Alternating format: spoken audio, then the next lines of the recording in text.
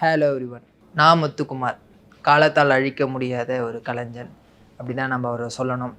இன்றைக்கி அவர் நம்ம கூட இல்லைனா கூட அவருடைய பாடல்கள் மூலயமா என்றைக்கும் நம்ம கூட தான் அவர் வந்து வாழ்ந்துட்டுருக்காரு.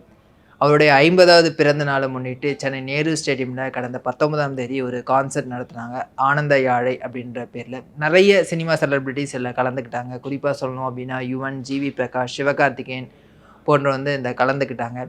இந்த கான்சர்ட்டில் வந்து நா. முத்துக்குமாரோடைய பாடல்கள் எல்லாமே பாடப்பட்டது.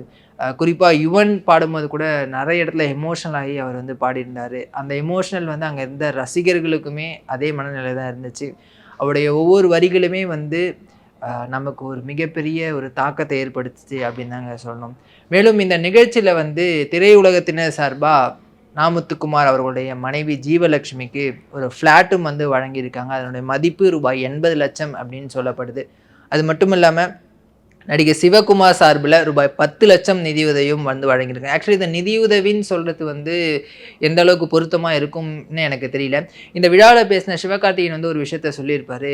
நான் முதலாக ஒரு படத்துக்கு வந்து பாடல் எழுதினேன். அந்த பாட்டுக்காக நான் வாங்கின சேலரியை முத்துக்குமார் சார் அவர்களுடைய குடும்பத்துக்கு தான் கொடுத்தேன் அப்படின்ற மாதிரி சொல்லியிருந்தாரு. அது என்னுடைய கடமை அப்படின்றதையும் வந்து சொல்லியிருந்தாரு.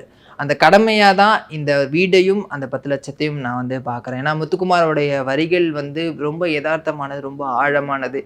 மக்களுடைய வாழ்வியல் சம்மந்தப்பட்ட வரிகளை ரொம்ப எளிமையாகவும் ரொம்ப இயல்பாகவும் தன்னுடைய பாடல்களை அவர் வந்து கொடுத்துருந்தார். அதனால தான் இத்தனை ஆண்டுகள் கழிச்சும் அவருடைய பாடல்கள் வந்து கொண்டாடப்படுறதுக்கான காரணம் நான் நினைக்கிறேன். கண்ணதாசனோட ஒரு பாடல் வரி இருக்குங்க.